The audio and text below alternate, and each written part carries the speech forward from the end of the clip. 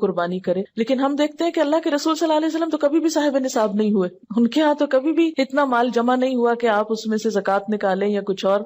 وہ تو جو آتا تھا دے ڈالتے تھے. اور یہاں تک حالت تھی تنگ دستی کی کہ حضرت عائشہ رضی اللہ تعالیٰ عنہا سے روایت ہے کہ جب سے آل محمد مدینہ میں آئے، یعنی آپ صلی اللہ علیہ وسلم کی فیملی جب سے مدینہ میں آئی، کبھی مسلسل 3 رات تک گندم کے آٹے کی روٹی سے سیر نہیں ہوئی، یہاں تک کہ آپ صلی اللہ علیہ وسلم وفات پا گئے. یعنی 3 دن بھی مسلسل روٹی نہیں پکی آپ کے گھر میں تھرو آؤٹ مدنی پیریڈ. پھر بھی آپ قربانیاں کرتے رہے. تو یہ قربانی پھر اصل میں کیا ہے؟ محبت کا اظہار ہے. اس کے لیے ضروری نہیں کہ آپ کے پاس اتنا سونا ہو یا اتنی چاندی ہو یا اتنا بزنس ہو یا اتنا بینک بیلنس ہو. بس آپ دیکھیں کر سکتے ہیں تو کر لیں. ایک قربانی بھی سارے گھر کی طرف سے کافی ہو جائے گی. لیکن محبت کے اظہار کے طور پر اللہ تعالیٰ نے خود جو طریقہ بتایا، کیونکہ آپ یعنی ویسے بھی محبت کے اظہار کے لیے تحفہ دیا جاتا ہے، لیکن جب آپ کو پتا چل جاتا ہے کہ فلاں شخص کو یہ چیز بہت پسند ہے تو آپ کی پھر کوشش کیا ہوتی ہے کہ میں وہ دوں جو اس کو پسند ہے. اس لیے جب یہ باتیں کی جاتی ہیں نا کہ غریبوں کو روپیہ دے دینا چاہیے اس دن، اور فلاں چیز دے دینی چاہیے، اس پیسے کو فلاں کام میں استعمال کر لینا چاہیے، فلاں سڑک بنوا لینی چاہیے، فلاں پل بنوا لینا چاہیے، سب باتیں اپنی جگہ ہیں. لیکن آج آپ کے محبوب کو پسند ہے کہ آپ ایک جانور قربان کریں. یہ سارا سال پل بنوائیں، سڑکیں بنوائیں، جو مرضی کرائیں، لیکن آج اس کو کون سا تحفہ پسند ہے آپ کی طرف سے؟ جانور قربان کرنا. کیوں؟ اس لیے کہ آپ کاغذ کا روپیہ کسی کے ہاتھ میں دیتے ہیں نا تو وہ فیلنگ نہیں آتی.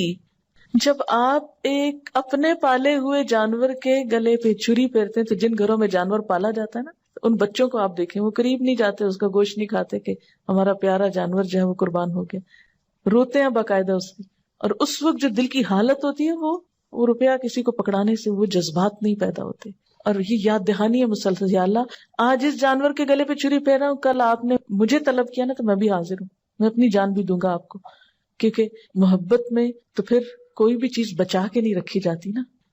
آپ صلی اللہ علیہ وسلم 10 سال مدینہ میں رہے اور ہر سال قربانی کی. اسی لیے آپ نے فرمایا، ابو داؤد کی روایت ہے، اے لوگو، بے شک ہر گھر والوں کے ذمے ہر سال قربانی ضروری. ان علی کل اہل بیت فی کل عام اضحیہ. اب یہ الگ بات ہے کہ اگر بالکل پیسے نہیں ہیں اور مطلب نہیں کرنے کے قابل ایک بھی، تو کوئی بات نہیں، کیونکہ بہت لوگ بہت ہی غریب ہوتے ہیں. قربانی دراصل محبت کے اظہار کی ایک علامت ہے، اور اس کے لیے بہت زیادہ فقہی مسئلوں میں پڑھنا، اس پہ جائز ہے اس پہ ناجائز ہے، یہ کرے یا نہ کرے، وہ کرے یا نہ کرے، بہت کچھ پوچھنے کی ضرورت نہیں. اپنے آپ کو ٹٹولیں، دیکھیں کیا دے سکتے ہیں کیا نہیں دے سکتے، اور کر لیں جو کر سکتے ہیں. نہیں کر سکتے تو آئندہ کے لیے کوئی ترتیب سوچیں اسی طرح کی کہ جس سے آپ کچھ کر سکیں. اور اگر کوئی وسعت کے باوجود قربانی نہ کر سکے تو اس کے بارے میں کیا فرمایا کہ جسے قربانی کرنے کی وسعت اور طاقت ہو اور وہ قربانی نہ کرے، وہ مسلمانوں کی عیدگاہ میں حاضر نہ ہو. اب یہ ہے کہ بعض حالات واقعی ایسے ہوتے ہیں کہ انسان نہیں کر سکتا، کوئی جان بوجھ کے نہیں ایسے کرتا، ہمت نہیں ہے. مثلا ایک شخص کی مہینے کی آمدنی 3,000 روپے ہے، وہ تو بچوں کا دودھ بھی نہیں پورا کر پا رہا، 2 وقت کی روٹی نصیب نہیں، وہ کہاں سے قربانی کرے چاہے اس کا دل کتنا بھی روتا ہو. ایسا شخص کیا کرے؟ ایسے لوگوں کو بھی اللہ نے ثواب سے محروم نہیں رکھا. ایک آدمی نے حضور صلی اللہ علیہ وسلم سے عرض کیا کہ میرے پاس قربانی کے لیے تو کوئی جانور نہیں، لیکن میرے پاس دودھ دینے والا ایک جانور ہے، یعنی میرے گھر میں ایک مثلا گائے یا بکری وغیرہ ہے، اسی کو کر دوں؟ آپ نے فرمایا نہیں، اس کو نہیں کرو، کیونکہ اسلام جو ہے نا ایک اعتدال والا دین ہے، دوسروں پہ ان کی وسعت سے بڑھ کے بوجھ نہیں ڈالتا. آپ نے فرمایا نہیں، بلکہ تو عید کی نماز کے بعد اپنے بال، ناخن اور مونچھیں کٹوا اور اپنے پوشیدہ بال مونڈ لے، بس اللہ تعالیٰ کے نزدیک یہی تیری پوری قربانی ہے. اسی لیے ہمیں کیا حکم دیا گیا ہے کہ ذوالحج کا چاند نظر آنے کے بعد نہ ناخن کاٹے جائیں، نہ بال کاٹے جائیں، نہ ہی شیو کی جائے، اور نہ ہی بال اکھاڑے جائیں. نو ویکسنگ، نو تھریڈنگ، نو پلکنگ. اور عید کی نماز کے بعد کیا کیا جائے؟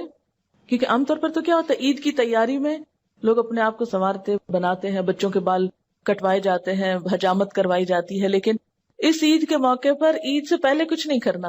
عید کی نماز کے بعد جب دوسرے لوگ جانور کاٹ رہے ہوں گے تو آپ کے پاس جانور کاٹنے کو نہیں تو اپنے ناخن کاٹ لیجئے، یہی آپ کی قربانی ہو گئی. یعنی جس کے پاس وسعت نہیں، اور جس کے پاس وسعت ہے قربانی کرنا ہے، اس کے لیے بھی یہی حکم ہے. اور حاجی جو حج کرنے جا رہے ہوتے ہیں تو احرام کی حالت میں بھی ان بالوں کو، ناخنوں کو آپ ٹچ نہیں کر سکتے. تو اس طرح حج والے اور قربانی والے اور بغیر قربانی والے سب ایک چیز میں تو شریک ہو سکتے ہیں نا. یعنی اللہ تعالیٰ ہر ایک کو نیکی کا موقع دیتا ہے.